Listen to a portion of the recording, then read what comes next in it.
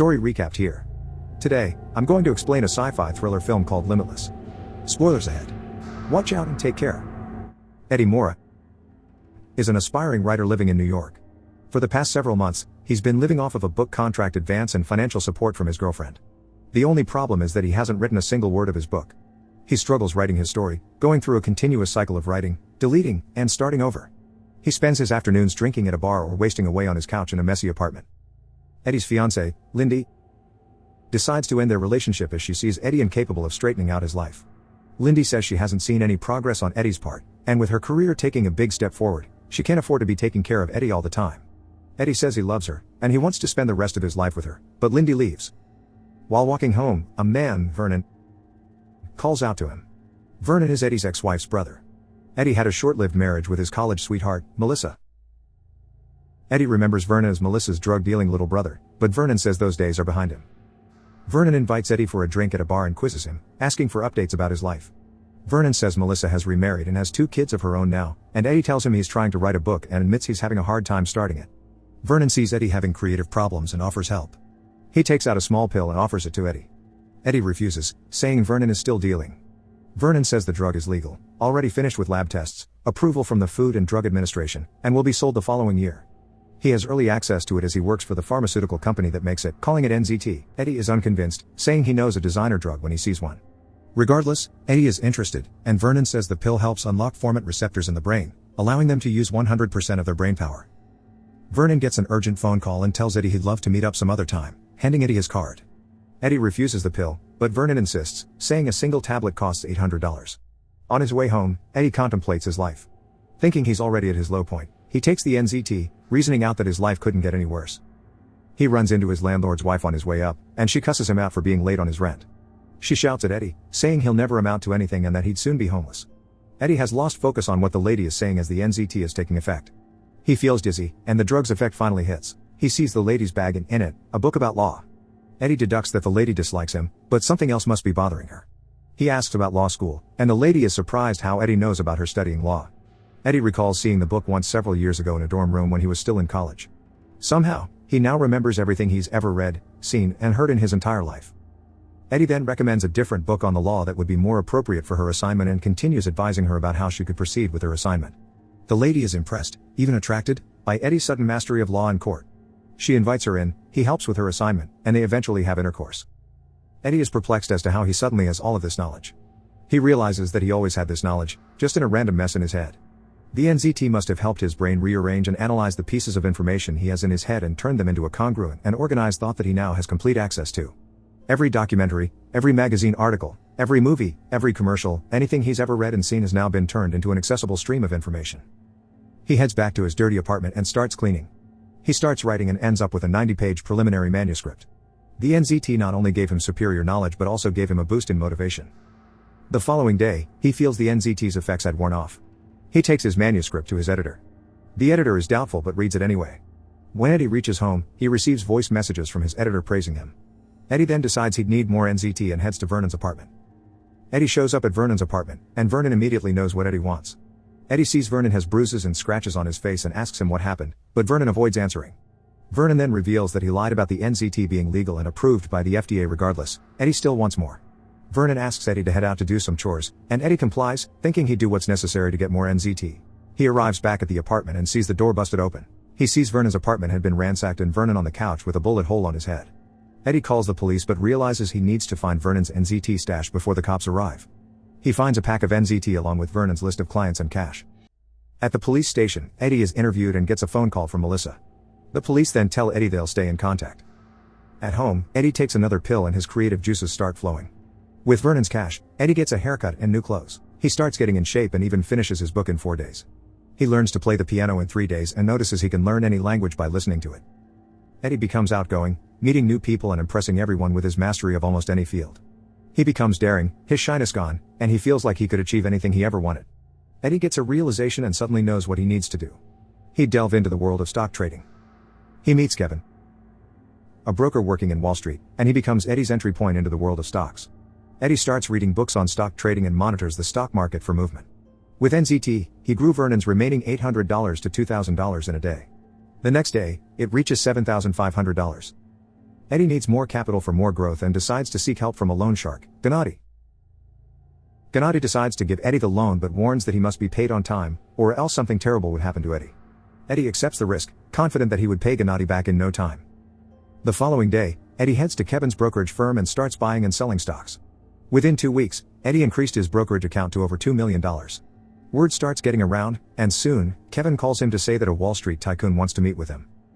That evening, Eddie has dinner with Lindy, and he tells her all about the good things he's been doing with his life.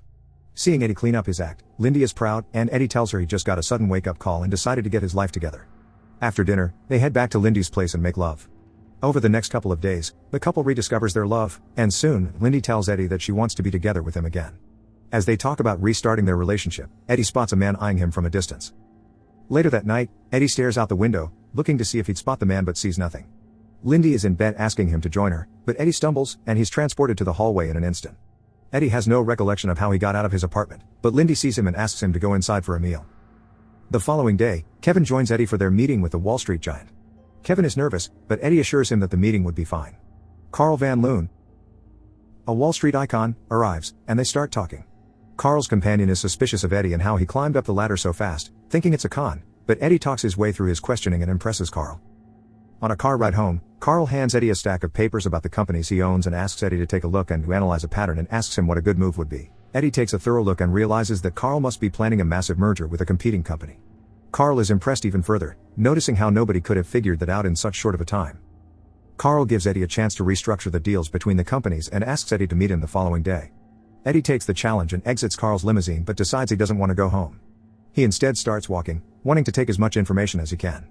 Still, he finds himself having episodes of unconsciousness, finding himself in different parts of the city, and having no recollection of how he got there.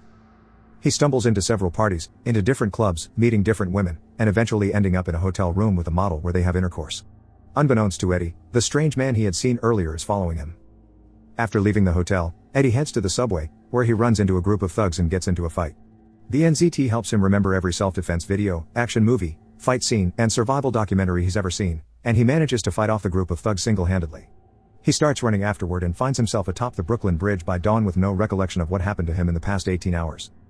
He heads home and gets to bed but is awakened by his alarm, reminding him about the meeting with Carl. Afraid that he might run into another episode of amnesia, Eddie decides not to take an NZT pill. He looks through the files that Carl sent him but finds that he can't understand the data. Kevin calls, and Eddie tells him he needs to postpone the meeting, but Kevin says he'll never get another chance if he cancels now. Eddie arrives at the meeting without taking NZT, and he's noticeably less focused, dizzy, and even has trouble speaking. Carl notices Eddie is out of focus and asks him about Hank Atwood, the competing businessman he intended to merge with. Carl says Atwood was a nobody and had a meteoric rise in the world of stock trading. Carl is perplexed about how Atwood had such a steep rise, now ready to go toe-to-toe with him. Eddie doesn't focus on Carl and instead fixes his gaze on the television where he sees a new report of a woman who had been found dead at the hotel, the same woman he was with the night before. Eddie loses all focus and excuses himself from Carl. He heads out and starts vomiting, his stomach churning at the thought that he may have killed someone. He heads home and gets a call from Melissa, who is asking questions about Vernon's death. Eddie asks her if they could meet up somewhere, and Melissa reluctantly agrees. Eddie goes through Vernon's notebook at a park, looking up Vernon's clients and calling them to find out more about the effects of NZT. Each number he calls, he gets an answer saying the person had died. Each of them had experienced severe headaches, vomiting, and some even fell into a coma. Still, they all ended up dead. He dials another number, and a man behind Eddie had his phone ringing. He answers, and Eddie hears his voice from the other line. Eddie recognizes him as the man who was spying on him. It's the same man who had followed Eddie and the model to the hotel. Eddie starts running, and the man follows him. Eddie runs through the streets swerving through traffic. He finally makes his way into a taxi cab to the meeting place with Melissa. Melissa tells Eddie that Vernon's death didn't surprise her and says she knows about the NZT. She took it too but soon decided to get off of it. Having the brain function at a prolonged high level of mental activity would result in mental fatigue and burnout. She got scared and stopped taking NZT suddenly. She felt lazy, unfocused, and had problems maintaining her job. 2 years have passed, and the after effects still haven't worn off. She recommends that Eddie stop taking the pill too but tells him to lower the dosage as a sudden stop would be lethal. Eddie heads home but runs into Gennady. Gennady beats up Eddie and demands his payment. They stumble their way up Eddie's apartment, and Eddie drops an NZT pill.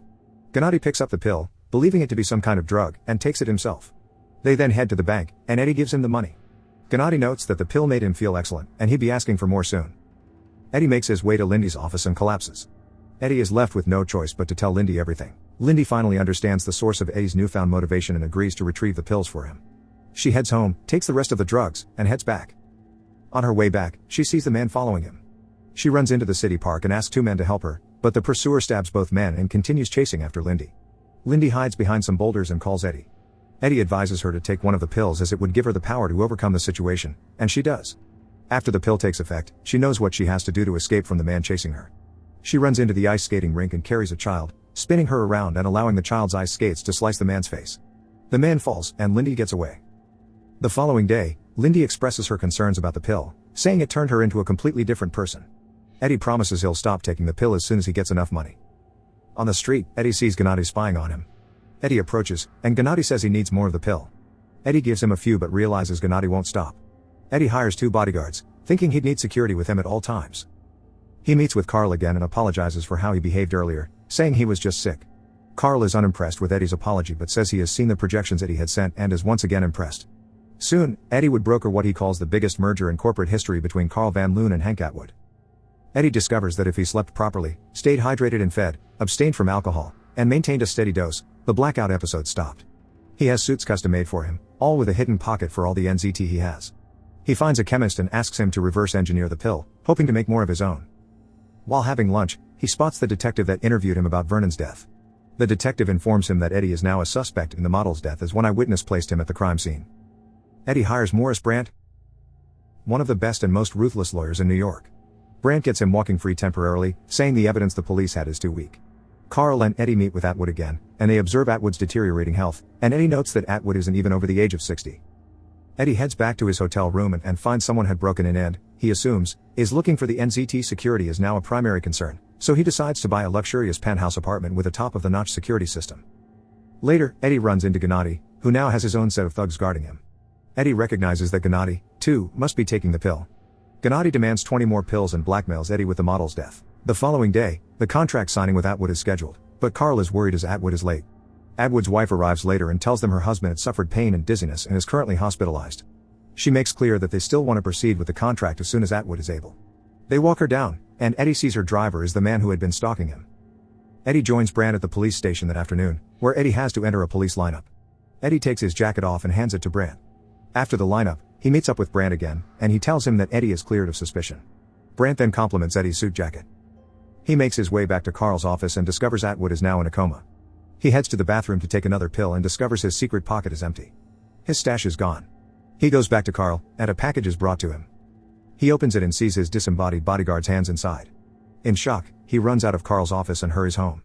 He watches a news report regarding updates on Atwood's situation and sees that Brandt is also Atwood's attorney. He finally understands and couldn't help himself from laughing. Eddie then hears banging at his door and notices from the surveillance cameras that Gennady had arrived with his goons, using metal grinders and steel cutters to break in. Stuck in an inescapable situation, Eddie steps up to the balcony, readying himself to jump. As his foot slips, he stops himself, trying to remember if he had left even just a single tablet somewhere. He digs through his mind and recalls one being left in his old tin container. He searches through the boxes and finds it, but Gennady breaks in, and Eddie trips on a box, losing the pill. Gennady's goons pin Eddie down, and Gennady shows Eddie an even better way of using NZT. He dissolves it and injects it directly into his bloodstream. He says it's more potent this way and even lasts longer.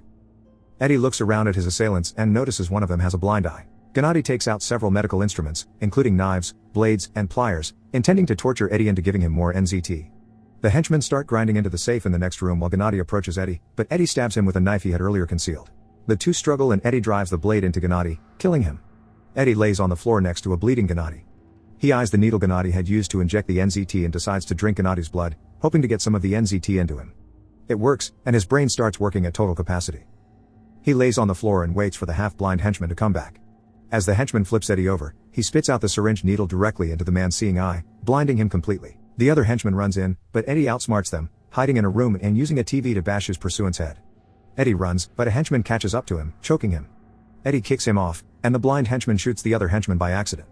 The blind henchman then starts firing his gun, hoping to hit Eddie, but Eddie manages to disable him by pushing the man into a window using a piano.